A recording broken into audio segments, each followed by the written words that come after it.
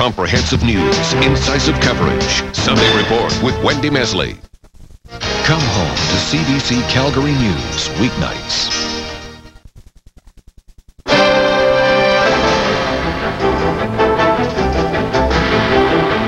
A final farewell to the People's Princess. The tears, the tributes, the funeral for Diana, Princess of Wales.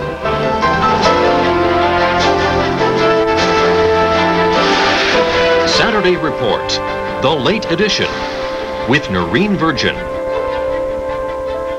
Good evening. The People's Princess was laid to rest today in a private ceremony on an island within the grounds of her family's ancient estate. It was a moment of quiet personal sorrow after a day of heartbreaking emotion. A day when two boys walked sadly behind their mother's coffin through the streets of London. A day when their grief was shared by millions. Dawn Murray now on the funeral of Diana, Princess of Wales.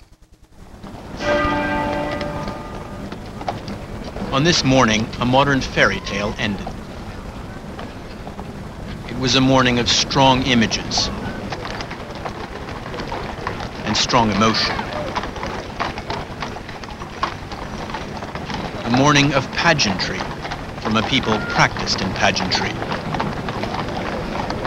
It began with a long walk through a quiet city. As the gun carriage set out from Kensington Palace, some cried her name.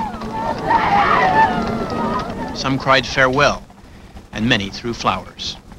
Then silence and sadness reigned. A bell tolled once a minute. On Diana's coffin, draped with the royal standard, there were 3 wreaths.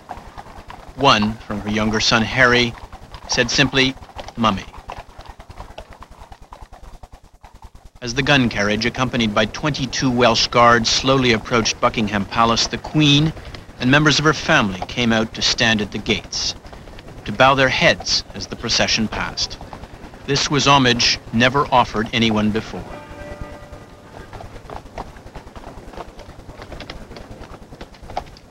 At St. James' Palace, her sons and their father, Prince Charles, waited, with her brother, Earl Spencer, and the Duke of Edinburgh. And then they joined the procession to walk one last time behind their mother to Westminster Abbey, followed by 500 representatives of charities and causes the princess had championed. As the Queen left Buckingham Palace, the Union Jack was raised and then lowered to half-mast. There was applause at a gesture that many judged late in coming.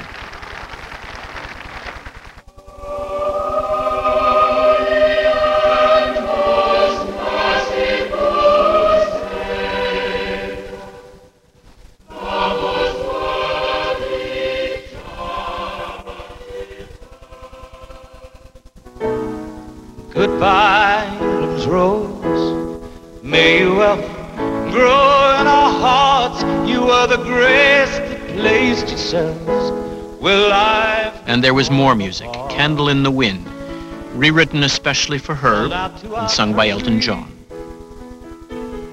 And you whispered, out of camera range, her 2 sons and their father wept openly.